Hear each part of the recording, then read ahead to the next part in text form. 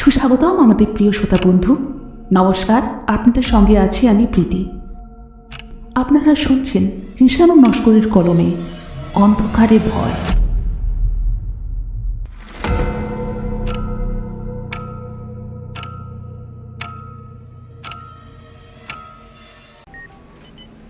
অ্যাসাইলামে doctor রায়ের প্রথম পা রাখার পর প্রায় 1 মাস কেটে গেছে। এই 1 মাসের মধ্যেই এই সংস্থার নিয়মকানুন, অভ্যন্তরীণ ব্যাপার স্যাপার, রোগীদের কেস হিস্ট্রি, এমনকি প্রায় প্রত্যেকটি রোগী এবং এখানকার প্রত্যেকটি কর্মচারী সম্পর্কেও ভালো মতো জেনে বুঝে নিয়েছেন তিনি। একমাত্র ব্যতিক্রম হল 50 নম্বর কেবিনের পেশেন্ট ইশিকা সেন। অ্যাসাইলামে পা রাখার প্রথম দিন তার সম্পর্কে যতটা অজ্ঞ ছিলেন, আজও ততটাই অন্ধকারে। ইশিকা সম্পর্কে জানার বা তার মানসিক সমস্যাটা ঠিক কী জাতের তা বোঝার চেষ্টা ডক্টর রায় যে করেননি তা নয়, গভীর মনোযোগের সঙ্গে খুঁটিয়ে খুঁটিয়ে পড়েছেন তার কেস ফাইল, চেষ্টা করেছেন তার অতীত সম্পর্কে জানতে, তার আত্মীয় স্বজন, বন্ধু বান্ধবদের সঙ্গে যোগাযোগ করতে এবং অবশ্যই ইশিকার সঙ্গে ঘনিষ্ঠতা বাড়াতে, যাতে তার বিশ্বাস অর্জন করা যায়। তার মনের রহস্যময় জগতে প্রবেশের চেষ্টায় কোনো ত্রুটি রাখেননি ডক্টর রায়। এখনো পর্যন্ত জানতে পেরেছেন অতি অল্প বয়সে ইশিকা তার বাবাকে হারায়। প্রায় 15 বছর বয়সে তার জীবনে ঘটে আর একটি ট্র্যাজেডি। তার মাও কোনো এক দুর্ঘটনায় প্রাণ হারান। তার নামে ব্যাংকে যে পরিমাণ টাকা জমা আছে তা দিয়ে তার বাকি জীবনটা দিব্যি হেসে খেলে চলে যাবে। ইশিকার এখানে থাকার খরচ ব্যাংক থেকে সরাসরি অ্যাসাইলামের অ্যাকাউন্টে ট্রান্সফার হয়ে যায়। এই সমস্ত ব্যবস্থা ইশিকা নিজেই করেছে, অন্য কারো সাহায্য নেয়নি। আপাত দৃষ্টিতে ইশিকার মধ্যে কোনো অস্বাভাবিকতা নেই। সে এক সুস্থ স্বাভাবিক তরুণী, কিন্তু তার কিছু কিছু আচরণ দেখলে আবার এ ধারণা বদলাতে বাধ্য। সে নিজের ঘরের আলো কখনো নেভাতে দেয় না। লোডশেডিং হলেও তার ঘরে যাতে আলো না নেভে তার জন্য ইনভার্টার এবং জেনারেটর দুইয়েরই ব্যবস্থা করেছে সে নিজের খরচে। এই মেন্টাল অ্যাসাইলামে থাকার সিদ্ধান্ত তার নিজেরই। এক স্থানীয় ডাক্তারের সার্টিফিকেট হাতে সে নিজেই একদিন এসে উপস্থিত হয়েছিল ডক্টর গুপ্তার কাছে। ইশিকার কোনো আত্মীয় স্বজন, বন্ধু বান্ধব নেই। আত্মীয়দের সঙ্গে সম্পর্ক সে নিজেই ত্যাগ করেছে। বন্ধু বান্ধব করার বিষয়ে সে নাকি বরাবরই অনাগ্রহী ছিল। বছর 2 জন্য সে একটা আবাসিক কলেজে ভর্তি হয়েছিল, কিন্তু সেখানেও তার কোনো বন্ধু বা বান্ধবী হয়নি। সম্ভবত তার শীতল অনাসক্ত ব্যবহারই সমবয়সী ছেলে মেয়েদের থেকে তাকে বরাবর দূরে সরিয়ে রেখেছে। এই সমস্ত কথাই ডক্টর রায় জানেন, কিন্তু এই সবই তো বাইরের খবর। ইশিকার মনোরাজ্যের খবর ডক্টর রায় এখনো পাননি, কিন্তু তিনি জানেন এই কাজ তাড়াহুড়ো করে হবে না। অসীম ধৈর্য সহকারে ধীরে ধীরে ইশিকার বিশ্বাস অর্জন করছেন তিনি। নিজেকে প্রতিষ্ঠা করেছেন তার বন্ধু, তার ওয়েল উইশার রূপে। ইশিকাও এখন অনেকটাই সহজ হয়েছে। প্রথম দিককার শীতল কথোপকথনে অনাগ্রহী ইশিকা এখন দিব্যি সহজ স্বাভাবিক ভঙ্গিতে কথা বলে ডক্টর রায়ের সঙ্গে। স্কুল কলেজের প্রথাগত শিক্ষায় বেশি দূর অগ্রসর না হতে পারা মেয়েটি যে প্রখর জ্ঞান ও স্বচ্ছ ধারণার অধিকারী তা এই 1 মাসে বুঝতে পেরেছেন ডক্টর রায়। কিন্তু ইশিকার নিজের মনের দরজা তবু খোলেনি। প্রতিদিন সন্ধ্যাবেলায় মেয়েটির কেবিনে এসে হাজির হন ডক্টর রায়। রোজকার মতো সেদিনও ইশিকার মনোরাজ্যে প্রবেশের বাসনা নিয়ে তার কেবিনে ঢুকলেন তিনি। আসুন আঙ্কেল, অভ্যর্থনা জানালো ইশিকা। আপনার কথাই ভাবছিলাম। তাই নাকি? হাসলেন ডক্টর রায়। আমার সৌভাগ্য। না, সৌভাগ্য আমার, প্রতিবাদ করল ইশিকা। তা না হলে আপনার মতো আমেরিকা ফেরত মনোবিদ আমার মতো সাধারণ একটি মেয়ের বিষয়ে আগ্রহী হন? তুমি সাধারণ নও। কথাটা বলতে গিয়েও অতি কষ্টে গিলে ফেললেন ডক্টর রায়। আর যেন ইশিকা একটু অন্যরকম, যে খোলসের মধ্যে সে সর্বদা নিজেকে গুটিয়ে রাখে, আর যেন নিজেই সেখান থেকে বেরিয়ে এসেছে। আজ কি ডক্টর রায়ের ভাগ্য সুপ্রসন্ন হবে? ইশিকার বেডের পাশে একটা চেয়ার টেনে নিয়ে বসলেন তিনি। আমার কথা ভাবছিলে কি জন্য? আপনার সঙ্গে কথা বলার ইচ্ছে হচ্ছিল। বলো। আচ্ছা আঙ্কেল, আপনি তো জানেন আমার কোনো মেন্টাল প্রবলেম নেই, তাহলে আমি কেন এখানে ভর্তি তা ভেবে অবাক হন না? আমি জানি আপনি আমার কথা শোনার জন্যই রোজ আসেন, তাই আজ আমি ঠিক করেছি আপনাকে সব বলবো। হ্যাঁ, সব। অতি কষ্টে নিজের মুখ ভাবলেশহীন করে রাখলেন ডক্টর রায়। তার 1 মাসের সাধনা অবশেষে সিদ্ধি লাভ করতে চলেছে, কিন্তু এখন কোনোভাবে ইশিকার কথার স্রোতে বাধা দেওয়া চলবে না। সুতরাং নীরবে তার দিকে চেয়ে বসে রইলেন ডক্টর রায়। আমি আসলে লুকিয়ে আছি, বলল ইশিকা। সেই কোন ছোটবেলা থেকে লুকিয়ে পালিয়ে বেড়াচ্ছি। কার কাছ থেকে লুকোচ্ছ? প্রশ্নটা না করে থাকতে পারলেন না ডক্টর রায়। অন্ধকার থেকে, বলল ইশিকা। একটু চুপ করে থাকার পর ডক্টর রায়ের দিকে চেয়ে বলল, অবাক হচ্ছেন তাই না আঙ্কেল? অন্ধকারে সবাই লুকোতে চেষ্টা করে, আর আমি সেই অন্ধকার থেকেই লুকোতে চাইছি। আসলে আঙ্কেল, আমি লুকিয়ে রয়েছি ওর কাছ থেকে। ও কে? জানতে চাইলেন ডক্টর রায়।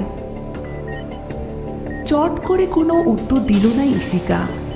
হঠাৎ করে যেন তার মুখ ফ্যাকাশে রক্তশূন্য হয়ে গেছে বলে মনে হলো। ফিস ফিস করে বলল, আমি জানি না ও কে। ওকে কোনোদিনও দেখিনি আমি। ও থাকে অন্ধকারে, অন্ধকারের বাসিন্দা। অন্ধকার দিয়েই তৈরি ওর শরীর। অন্ধকারে বসে ও অপেক্ষা করে আমার জন্য, কবে আমি আলোর গণ্ডি ছাড়িয়ে বেরোবো আর ও ঝাঁপিয়ে পড়বে আমার ওপর। একটু থেমে ডক্টর রায়ের বিহল মুখের দিকে চেয়ে যেন হাসার চেষ্টা করল ইশিকা। এখন আমাকে ঠিক পাগল বলে মনে হচ্ছে তাই না আঙ্কেল? আমার কথা শুনলে যে কেউ আমাকে পাগল ভাববে, তাই আমি ভাবলাম পাগলাকারোরই আমার লুকিয়ে থাকার সঠিক জায়গা। আমি তোমাকে পাগল ভাবছি না ইশিকা, বললেন ডক্টর রায়। তুমি বলো ওর সম্পর্কে আর কি জানো? ইশিকা কিছুক্ষণ চুপ করে রইল, তারপর ধীরে ধীরে আত্মমগ্ন ভঙ্গিতে বলতে শুরু করলো। বহু বছর ধরে আমাকে তাড়া করে ফিরছে ও, সেই কোন ছোটবেলায়। তখন আমার 5 বছর বয়স। সেই সময় থেকে আমার দুঃস্বপ্ন হয়ে দাঁড়িয়েছে ও। শুরুটা হয়েছিল হঠাৎ একদিন রাতে। মম আর ড্যাডের মাঝখানে শুয়ে ঘুমোচ্ছিলাম আমি। হঠাৎ আমার মনে হলো আমার চারদিকে ঘনিয়ে এসেছে ভয়ানক অন্ধকার। যেদিকে তাকাই শুধু অন্ধকার, যেন একটা বিশাল প্রাণী তার বিরাট শরীর বিস্তার করে সব দিক থেকে ধীরে ধীরে ঘিরে ফেলছে আমায়। আস্তে আস্তে গিলে ফেলছে আমাকে। চিৎকার করে কেঁদে উঠেছিলাম আমি। ড্যাড সঙ্গে সঙ্গে জেগে উঠেছিল, আদর করে আমায় টেনে নিয়েছিল বুকে। তবু ভয়ে আমার গায়ের লোম খাড়া হয়ে গিয়েছিল। আমি বুঝতে পারছিলাম সেই অজানা সত্তা আমাকে নিতে এসেছে। ঘরের ভেতরে যে নাইট ল্যাম্পটা জ্বলছে তার সীমানার ঠিক বাইরেই ও অপেক্ষা করছে আমাকে নিয়ে যাবে বলে। অনেকক্ষণ আদর করে আমাকে শান্ত করেছিল ড্যাড। আমাকে বিছানায় শুইয়ে নিজে উঠেছিল টয়লেট যাবে বলে। আমি ড্যাডকে যেতে দিতে চাইছিলাম না, কারণ ও ওত পেতেছিল ঘরের বাইরের অন্ধকারে। আমি মমের পাশে শুয়ে নিঃশব্দে কাঁদতে লাগলাম। ড্যাড ফিরল না, কোনো দিন না। আমার পরিবর্তে ড্যাডকে নিয়ে গেল ও প্রথমবারে। কি করে মারা গেলেন তোমার ড্যাড? জিজ্ঞেস করলেন ডক্টর রায়। মারা যায়নি, বলল ইশিকা। ড্যাড মারা যাননি, হারিয়ে গেছেন। সেদিন সেই বন্ধ বাড়ির ভেতর থেকে ড্যাড হারিয়ে গেছিলেন। পরদিন সকালে আমি আর মম সারা বাড়িতে তন্ন তন্ন করে তাকে খুঁজেছিলাম। শেষে খবর দিতে হয়েছিল পুলিশে, কিন্তু কোনো লাভ হয়নি। ড্যাড আর ফিরে আসেননি। আমি কেঁদে কেঁদে সবাইকে বলেছিলাম যে ড্যাডকে নিয়ে গেছে ওই অন্ধকার। কেউ বিশ্বাস করেনি আমার কথা। দু হাতে মুখ চাপা দিল ইশিকা। কয়েক মিনিট সময় নিল নিজেকে সামলাতে। তারপর ফের বলতে লাগলো, ড্যাডির টাকা পয়সা, অ্যাকাউন্ট এসবের অধিকার পেতে 7 বছর অপেক্ষা করতে হয়েছিল আমাদের।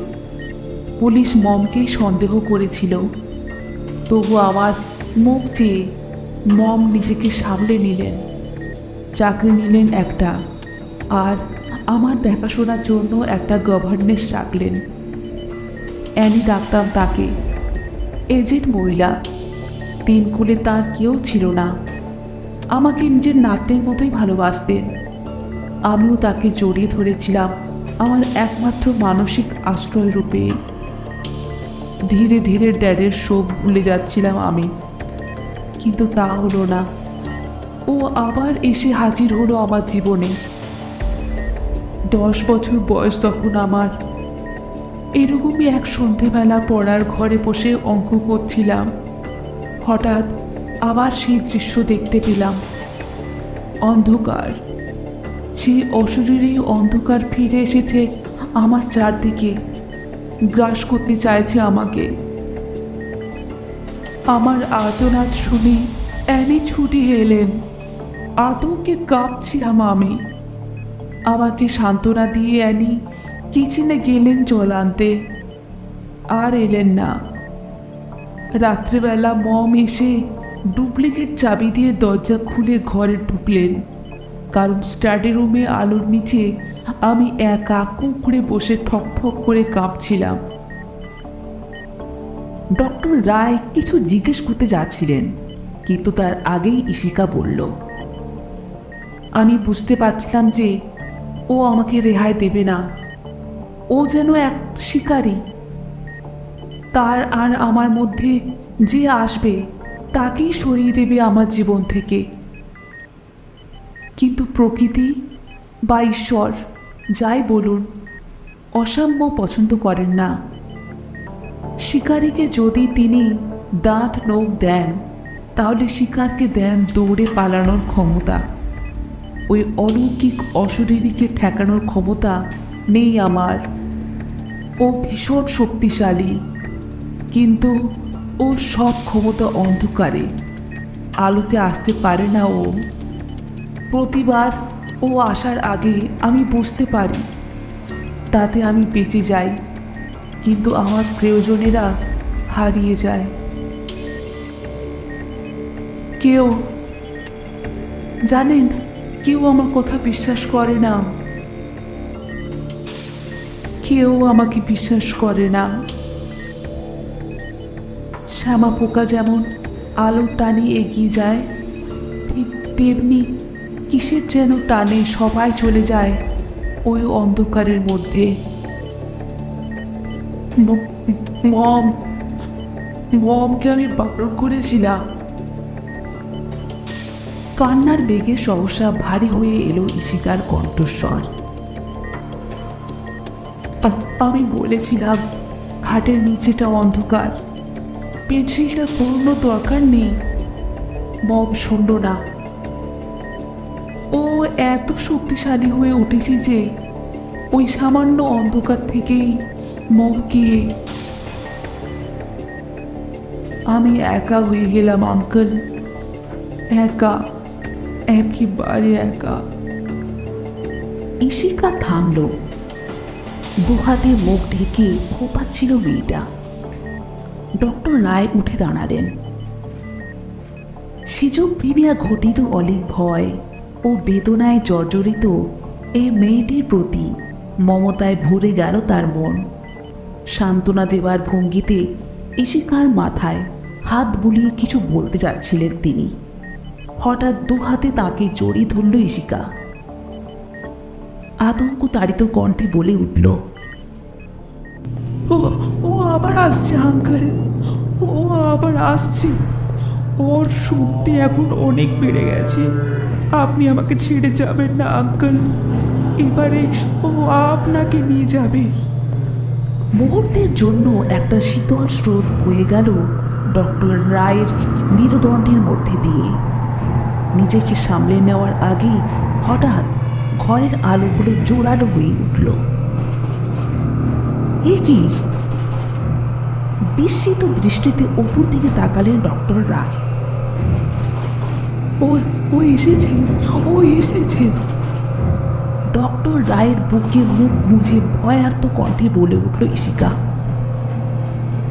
আলো নিভিয়ে দিচ্ছে ও, অন্ধকার তৈরি করছে।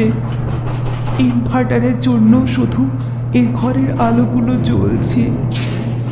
আমার কাছে থাকুন আঙ্কেল, বাইরে যাবেন না, প্লিজ বাইরে যাবেন না। আপনার পায়ে ধরছি আঙ্কেল, বাইরে যাবেন না। জোর করে ইশিকার কবল থেকে নিজেকে মুক্ত করার চেষ্টা করতে করতে বাইরের দিকে তাকালেন ডক্টর রায়। দরজার পাল্লায় ছোট্ট খুপড়ির জানলাটার বাইরে ভরে আছে অন্ধকার। সত্যি কি কেউ আছে ওই অন্ধকারে? কোনো অশরীরী, কোনো অজানা অলৌকিক সত্তা? জানেন না ডক্টর রায়, কিন্তু ওই অন্ধকার তাকে যেন হাত ছানি দিয়ে ডাকছে। তাকে যেতে হবে, হ্যাঁ যেতে হবে বাইরে, ওই অন্ধকারে। ইশিকাকে বাঁচানোর এটাই একমাত্র রাস্তা। তাকে দেখাতে হবে যে এখানে কেউ নেই, কোনো বিপদ নেই। শান্ত হও, শান্ত হও ইশিকা। ইশিকার দুই বাহুমূল ধরে সজোরে ঝাঁকুনি দিলেন ডক্টর রায়। কেউ নেই বাইরে, কেউ নেই, কিচ্ছু নেই অন্ধকারে। দেখো দেখো, আমি এক্ষুনি ফিরে আসব। কথাগুলো বলার সময়ই নিজের অস্থিরতা টের পেলেন ডক্টর রায়। বাইরে যেতেই হবে তাকে এক্ষুনি। সত্যিই কি কেবল ইশিকার ভয় ভাঙানোর জন্য এতটা উতলা তিনি? বুঝতে পারছেন না ডক্টর রায়, কিন্তু আর দাঁড়িয়ে থাকা সম্ভব নয় তার পক্ষে। পায়ে পায়ে দরজার দিকে এগিয়ে গেলেন ডক্টর রায়। পিছন থেকে ইশিকার কান্না ভেজা অনুনয় ভেসে এলো। না আঙ্কেল, না। পাত্তা দিলেন না ডক্টর রায়। এক টানে খুলে ফেললেন দরজার পাল্লা। অতল অন্ধকারে পা বাড়ালেন। ইশিকা দেখতে পেল না। বালিশে মুখ গুঁজে ফোপাচ্ছে সে তখন। তার চোখের জলে ভিজে যাচ্ছে বালিশ।